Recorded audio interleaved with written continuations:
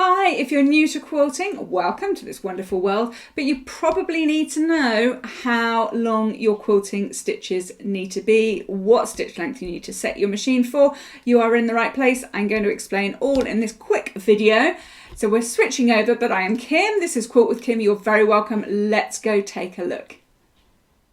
The short answer is then that you need a longer stitch length for your machine quilting, probably about a stitch length of 3.5, maybe 4, depending on the look that you want.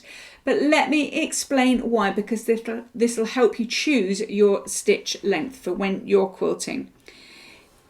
If I look at the bottom of my very mini quilt here that I've just put on for demo purposes, you can see that I've got the 3 layers of my quilt. I've got my quilt top, I've got my wadding and my batting, and then I've got my quilt backing layer here.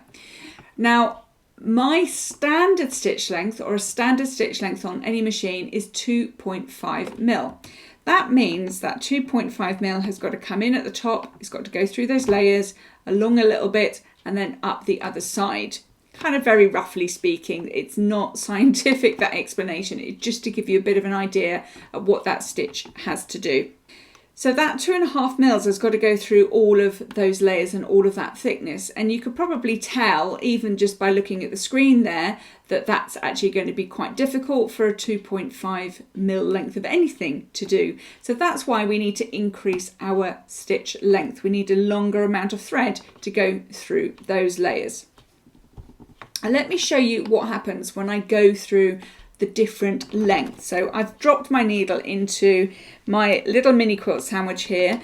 I've currently got it set on 2.5. So let's just see what happens when I stitch along a little bit.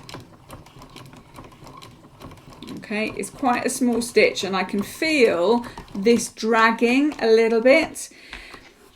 What I'm going to do is put a little mark here so we know where we've changed. Actually, you can't see that, but you will see it in a moment.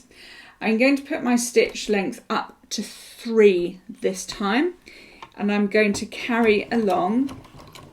You can see it's starting to move through just a little bit faster. Okay, so that's 3. Do you know, I've just looked out of the window and there's a black and white cat out there, which is not my cat.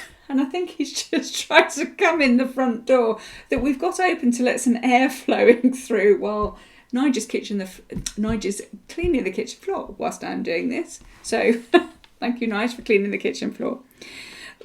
So I'm going to put a little marker there. That's at my 3. It's very domestic here. Rock and roll lifestyle, me. Okay, so that's where we're crossing from 3. I'm going to put it up to 3.5.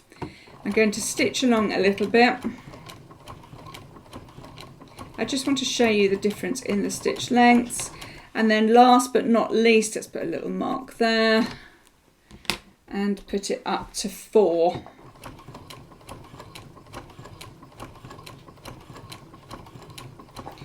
Okay, so let's take that out and have a look at these under the camera. So here, that was my 2.5. So it's quite a tight stitch line here and quite small stitches really. I don't know how much you can see, but they're actually pretty small stitches. That's a smaller stitch than I would expect for 2.5 mil because it's going through all of those layers. Then we've increased it to 3 here in this section, and now the machine is a lot happier and it's got a standard stitch length going through there, and it's a lot easier. It's not so tight, it just feels a lot better.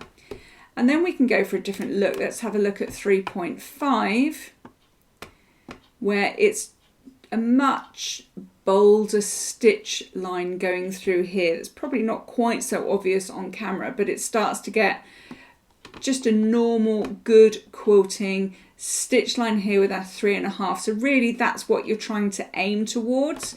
And if we want to go for 4, you can see we've got quite big stitches going through there. If I can put it on the edge, put it on the edge a little bit, you might be able to see a bit better in profile. You can see how long those stitches are, and you might want to do those length of stitches as well. But really what we're aiming for, we don't want this tightness and the small stitches that we've got with a 2.5. We really want to be heading down here to the 3.5 and going for the 3.5 to the 4. If you've got a really thin batting, then definitely go for it on the 3, but really set it for your 3.5. You can see how much better that looks as a stitch line.